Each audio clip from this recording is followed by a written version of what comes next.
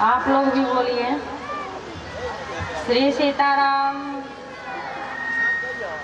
श्री सीताराम।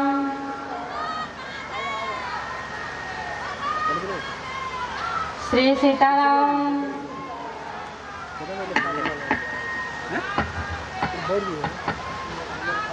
श्री सीताराम। जय श्री सीताराम। श्री सीताराम। तेज कीजिए और शांत कीजिए। श्री सीताराम। श्री सीताराम।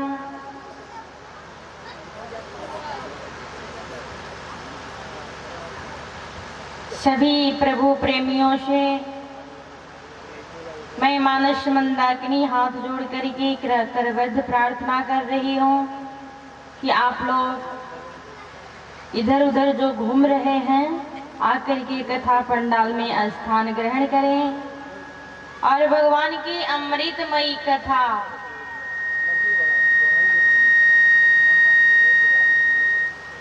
भगवान की कल्याणमयी कथा को सुन करके अपने जीवन को धन्य करें। श्री राम राम रघुनंदन राम राम, श्री राम राम भरता राम राम, श्री राम राम रण कर राम राम, श्री राम राम शरणं राम राम। लोकाभिरामं रणरङ्गधीरं राजीवनेत्रं रघुवंशनाथं कारुण्यरूपं करुणाकरं तं श्रीरामचन्द्रं शरणं प्रपद्ये। नीलाम्बोज श्यामलकोमलाङ्गं सीतासमारो पीतवामभावं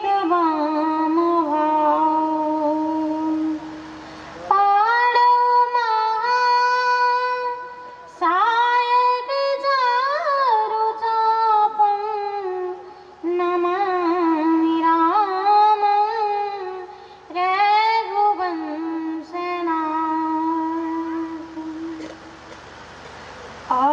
आशुतोष शशाङ्क शेखर चन्द्रमौलि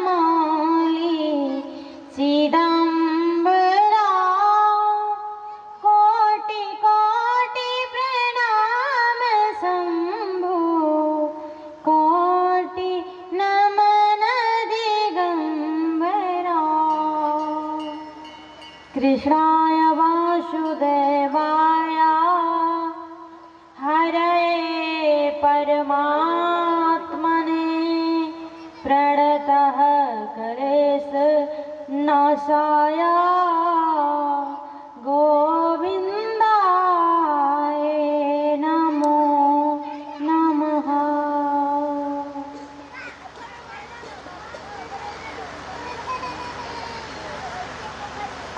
कथा के अध्यक्ष श्री देवाधिदेव महादेव जी महाराज,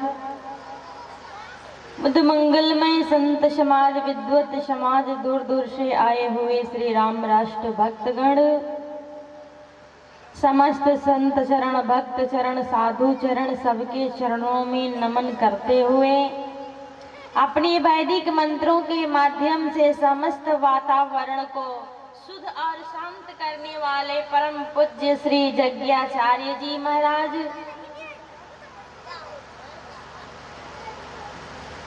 सीता, सावित्री, गीता, गायत्री, सती, अनुसुईया के चरित्र को चरितार्थ करने वाली हमारी माताएं और बहनें, बड़े ही सौभाग्य का विषय है कि हम सब लोग भगवान की कथा को सुनने और कहने के लिए उपस्थित हुए हैं। तो आइए, कथा प्रारंभ करने से पहले सब लोग 2 बार कीर्तन करेंगे। श्री राम जय राम, जय जय राम।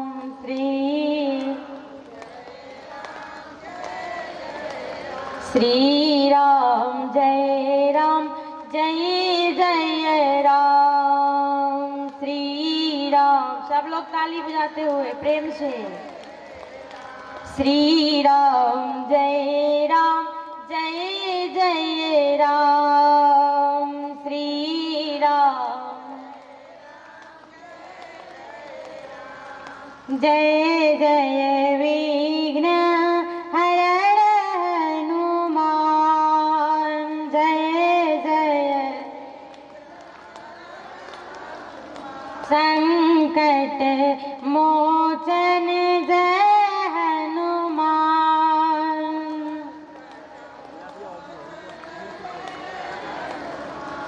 श्री राम जय राम, जय जय राम। श्री कलयुग केवल नाम आधारा, कलयुग सुमिरी सुमिरी नर उतरहि पारा, सुमिरी सुमिरी सुमिरी नर उतरहि पारा, सुमिरी।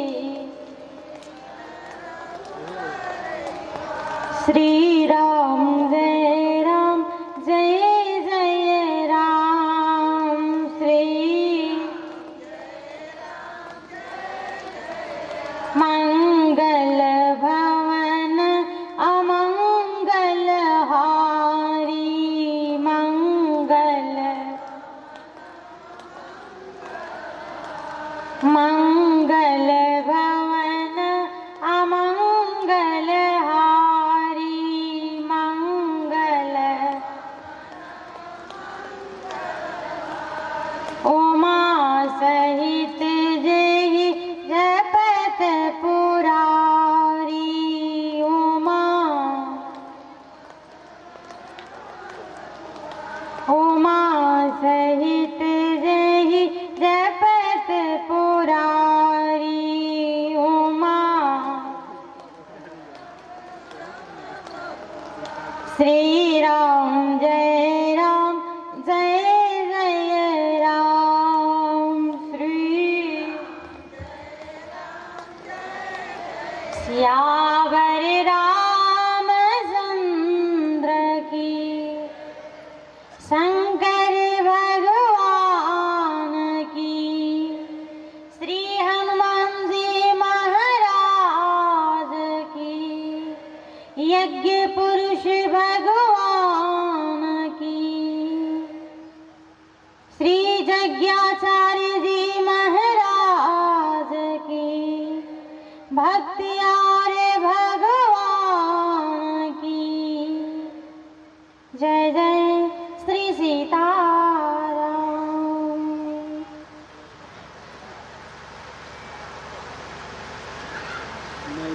4 बच्चे ये अपना अलग मुजरा कर रहे हैं यहाँ बैठ के।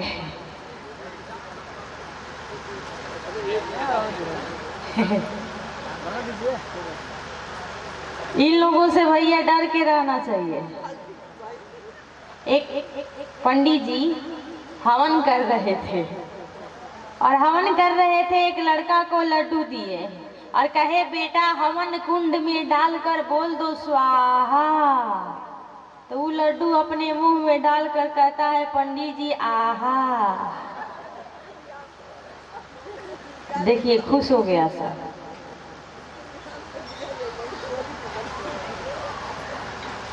आइए अब कथा के तरफ आगे बढ़ा जाए। एक बार की बात है कि हमारे भूत भावन भोलेनाथ जी महाराज देवी पार्वती से कहे कि चलो और चल करके मृत्युलोक में भ्रमण किया जाए। दोनों लोग चल दिए। भोले बाबा आगे आगे चल रहे हैं, माता पार्वती पीछे पीछे चल रही हैं। चलते चलते अचानक से एक सुनसान स्थान मिला।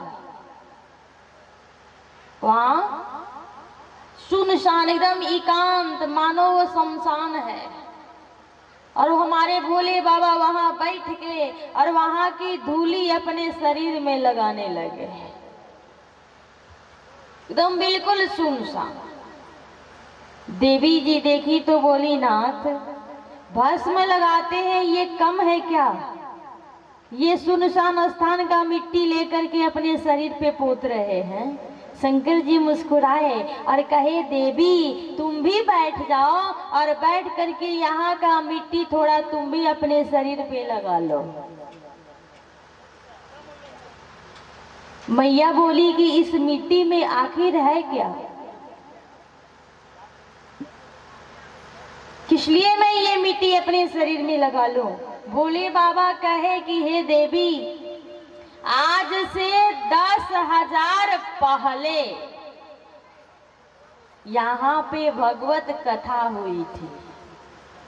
क्या हुई थी? भगवान की कथा हुई थी। तो वो स्थान पवित्र हो गया था, वो शमशान नहीं रहा था, वो शुद्ध हो गया था। भोले बाबा अपने शरीर में मिट्टी लगा रहे हैं।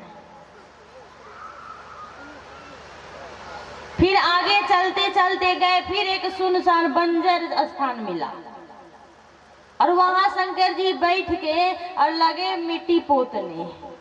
माता जी कही कि वहां तो भगवान की कथा हुई थी, तो वो माटी शुद्ध था, तो आप लेप लगा रहे थे, और यहाँ क्या होने वाला है? भोले बाबा कहे कि वहाँ कथा हुई थी और यहाँ कथा होने वाली है। इसलिए हे देवी, ये भी भूमि पवित्र है, ये भी सिद्ध स्थान है, इसलिए यहाँ का मिट्टी अपने शरीर में तुम भी लगा लो।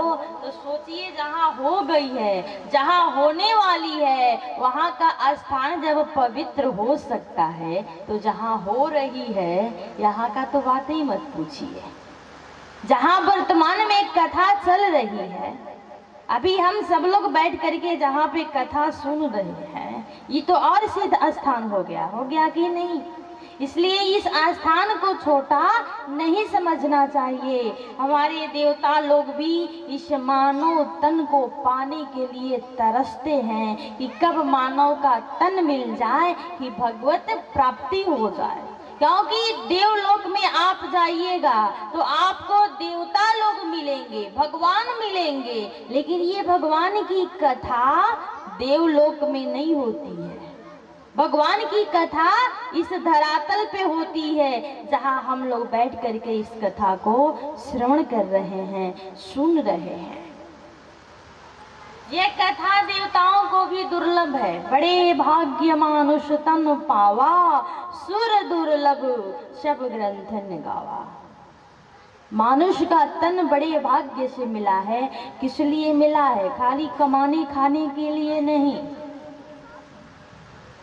केवल कमाने खाने के लिए ये शरीर नहीं मिला है। इस शरीर से सत्कर्म करने के लिए, भगवत प्राप्ति के लिए, भगवान का भजन करने के लिए हम लोगों को ये स्वस्थ शरीर मिला है। नहीं तो समझ जाइए कि आप सोचिए कि हमको स्वस्थ शरीर मिला है तो कुछ नहीं मिला है, तो जा करके उनसे पूछिए जो दोनों पैर से लंगड़ा है।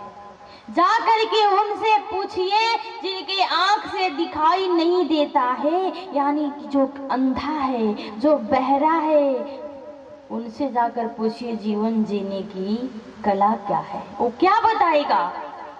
तो हम लोग का तो अहोभाग्य है कि स्वस्थ शरीर मिला है, तो इस शरीर का सदुपयोग किया जाए। जहाँ भगवत प्राप्ति हो रही हो, जहाँ भगवान की कथा हो रही हो, वहाँ समय से जाना चाहिए और आरती प्रसाद लेकर के तब घर जाना चाहिए, तब जाकर के कल्याण होता है। इसलिए जब सारे देवता लोग, हमारे प्रभु श्री राम अपने सब गण लोगों को लेकर के अपने परिवार सहित कहाँ जाने लगे? साकेत। जब साकेत धाम जाने लगे, मर्यादा पुरुषोत्तम राम हनुमान जी को बोले, हनुमान तुम नहीं चलोगे क्या? हनुमान जी कहे कि वहां चलूंगा तो आपकी कथा मिलेगी क्या? हनुमान जी कहे कि वहां साकेत में आपकी कथा मिलेगी सुनने को। भगवान मुस्कुराए और कहे, हनुमान साकेत में तो भगवान की कथा नहीं होती है, वहाँ तो साक्षात भगवान ही रहते हैं, तो वहाँ भगवान की कथा कैसे होगी? वहाँ कथा नहीं होती है, वहाँ मैं रहूँगा, तो मेरा दर्शन करना। हनुमान जी कहे, बहुत दर्शन कर लिए, आपके साथ साकेत नहीं जाऊँगा। राम जी बोले, क्यों? कहा कि जब वहाँ आपकी कथा ही नहीं होती है तो वहाँ मैं क्या करने के लिए जाऊँ? मैं तो यही रहूँगा, क्योंकि यहाँ तो कम से कम भगवान की कथा तो मिलेगी सुनने के लिए। और कौन है हमारे हनुमान जी? कहा कि प्रभु चरित सुनबे को रसिया, राम लखन सीता मन बसिया। रामचरित सुनबे को रसिया, राम जी के रसिक हैं हमारे हनुमान जी, राम कथा के रसिक हैं हमारे हनुमान जी। जब देवता इस कथा का इतना महत्व दिए तो हम लोगों का तो फर्ज बनता ही है। सारे देवता इस कथा का महत्व दिए हैं। स्वयं मर्यादा पुरुषोत्तम भगवान राम भी कथा सुने हैं, शंकर जी भी कथा सुने हैं और हनुमान जी तो प्रतिदिन सुनते हैं। कहा जाता है, शास्त्रों में भी वर्णन है कि जहाँ भगवान की चर्चा होती है, जहाँ भगवान की कथा होती है, वहाँ सबसे पहले हनुमान जी पहुँचते हैं। अब जिस रूप में आए हों, लेकिन आते जरूर हैं और आकर के इस कथा को सुन करके अपने जीवन को हमारे हनुमान जी जब धन्य कर सकते हैं तो हम लोग धन्य क्यों नहीं? देखिए परिक्रमा चल रहा है, मैं आ रही थी तो देखिए एक लड़की लंगड़ लंगड़ के परिक्रमा कर रही है, जरूर 24 घंटा के लिए होगी। और काम क्या है? परिक्रमा करते रहिए और फोन से बात करते रहिए। हो रहा है कि नहीं? मैं अपनी आंखों से देख के आ रही हूँ। क्या फायदा है उस परिक्रमा को करने से? 2 बार कीजिए, 4 बार कीजिए, 11 बार कर लीजिए, 21 बार कर लीजिए, 1 घंटा कर लीजिए, जितना हो सके उतना ही करना चाहिए। जबरदस्ती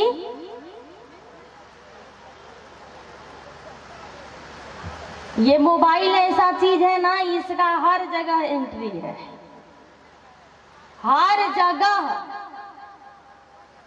और परिक्रमा के पंडाल में भी भैया परिक्रमा चल रही है और भगवान की दरबार में भी भगवान को ठगा जा रहा है, मोबाइल से बातें हो रही है। तो देखिए हमारी माता जी लोग अब चली हैं, सूत के उठ के आवता नहीं लोग। नहीं, बहुत सुंदर आई है। वैसे आजकल कटिया का समय है, मशीने काटेला तो मशीनिए तो हम यहाँ काटेला, फिर भी रहना पड़ता है ना हर के लोगों को। आइए आप लोग बैठिए शांति से और चलिए कीर्तन कीजिए 2 बार, फिर शांतचित्त होकर के कथा को सुनना है, क्योंकि जब मन इधर उधर भ्रमित होने लगता है तो फिर हम कथा नहीं सुन पाते हैं, फिर हमारा मन जो है वो भटक जाता है, भगवत मार्ग में नहीं लग पाता। और जब तक मन शांत नहीं होगा कथा समझ में नहीं आएगी। इसलिए सब लोग हाथ उठा करके ताली बजाते हुए राम नाम सुंदर कर तारी, संशय विहंग उड़ावन हरि। श्री राम जय जय राम। श्री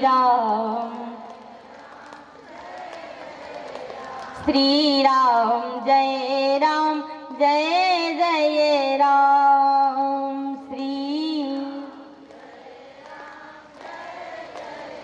अभी कथा में कीर्तन जानते हैं क्यों किया जाता है? आप लोग घर में रोटी बनाती हैं, रोटी, हाँ, रोटी जब बेला जाता है बेलन से, तो रोटी को बेलने से पहले यानी लोइया में कुछ मिलाया जाता है, तब रोटी बेला जाएगा। क्या नाम है उसका? हाँ, परथन।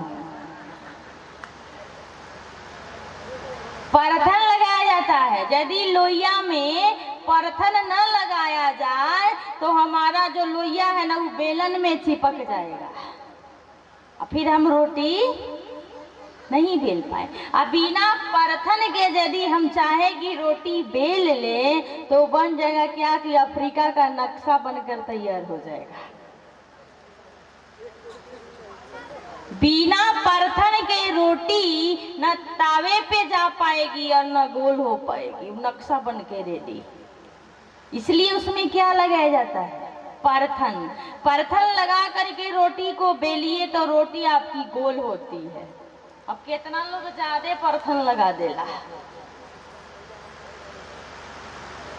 परथन लगा करके जैसे हम रोटी बेलते हैं तो हमारी रोटी जो है वो बेलन से चिपकती नहीं है, नहीं ना चिपकती है। उसी प्रकार से जब कीर्तन करके हम कथा सुनते हैं तो हमारे दिमाग में जितना कचरा रहता है वो निकल जाता है, और हमारे अंदर से जो भ्रम है वो भी निकल जाता है, मन शांत हो जाता है। और जब मन शांत होता है तो हम कथा को अच्छे से समझ पाते हैं, उसे ग्रहण कर पाते हैं।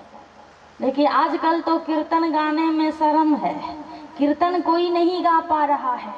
लेकिन अभी झूठ बोलने को कह दिया जाए।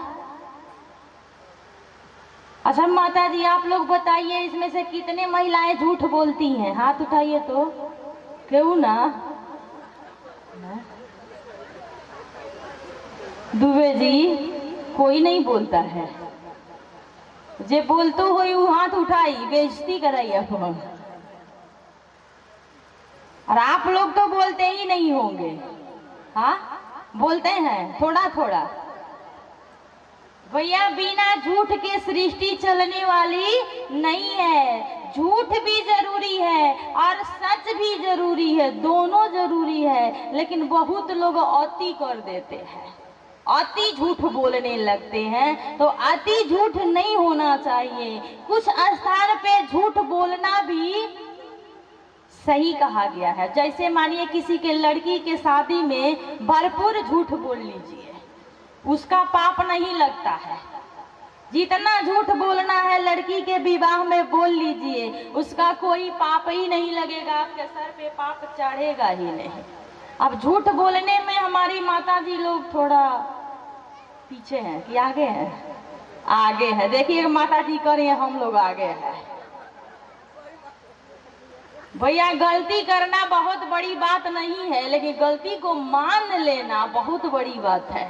और कम से कम आप मानी तो बहुत बहुत धन्यवाद, प्रणाम कर रही हूँ मैं आपको।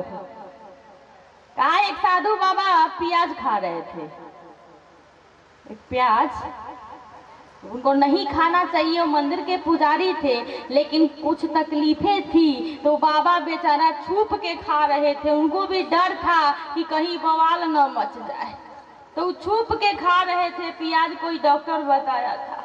और एक महिला पूजा करने के लिए गई और बाबा को प्याज खाते पकड़ ली और बाबा कांपने लगे, कहे बेटी जाकर किसी से गांव में मत कहना कि बाबा प्याज खा रहे थे। इधर बाबा की तो मजबूरी है, खा लिए। आई कही हमको क्या जरूरी है हम किसी से कहने जाए, हम यही ठीक कर लिए हैं। नहीं नहीं नहीं, किसी से नहीं कहेंगे। और वो गई तो रास्ता भर भुनभुनाते गई।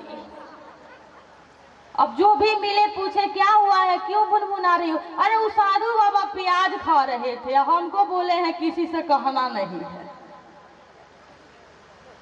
जो भी मिले उसी से कह दे कि किसी से कहना नहीं है। स्त्रियां एक जगह पे बहुत ज्यादा झूठ बोलती हैं, हद से भी ज्यादा। जानती है कहाँ? कहाँ अपना उम्र किसी को बताने में झूठ बोलती हैं। सही बात है ना? रहेंगी सब भैया 20 वर्ष के तो कहेंगी कि 15 ही साल की। और जितने साधु महात्मा महान पुरुष हैं वो अपना उम्र ज्यादा बतलाते हैं। महिलाएं अपना उम्र कम बताती हैं और पुरुष लोग अपना उम्र ज्यादा बताते हैं। खास करके जो साधु महात्मा हैं, रहेंगे 80 साल के तो कहेंगे कि 180 साल के हैं। लोगों को लगे बाबा तप किए हैं, साधना किए हैं, तो इनको इतनी आयु मिली है। कैसे? तो एक बार 2 महिला ट्रेन में बैठ करके जा रही थी, ट्रेन में, और जो लंबा वाला सीट होता है ना, उस सीट पे बाबा बैठे थे, साधु बाबा ऊपर, और नीचे दोनों महिलाएं बैठी थी। एक का उम्र था 55 साल और एक का उम्र था 50 साल। एक का 55 और एक का 50। एक ने एक से पूछ दिया तुम्हारा उम्र कितना है? तो जो 55 साल की थी वो बोली कि मैं तो अभी 45 साल की हूँ। बाबा कहे बाप रे बाप, कितना झूठ बोल रही है।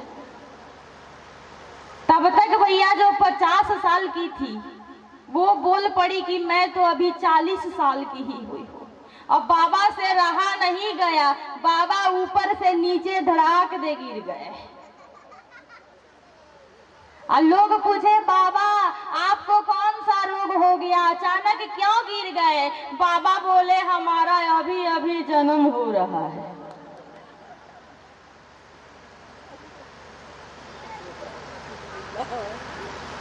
बोलती ही बंद कर दिए। तो आइए, तो भगवान का दरबार लगा हुआ है, यहाँ भगवान का नाम लेने में क्या संकोच है कि श्री राम जय राम जय जय राम श्री राम। कलि युग केवल नाम आधारा, कलि युग। दोनों हाथ उठाकर ताली बजाइए आप लोग की ऊर्जा मिले। श्री राम जय जय राम श्री राम जय जय विघ्न हरण हनुमान जय जय श्यावर रामचंद्र की श्रोता समाज की। नहीं बोलने वालों की बढ़िया है, सबका जय कर दिया जाए। आइए, मैं आप लोगों के बीच में बता रही थी कि हमारे हनुमान जी महाराज भी कथा के रसिक हैं। कथा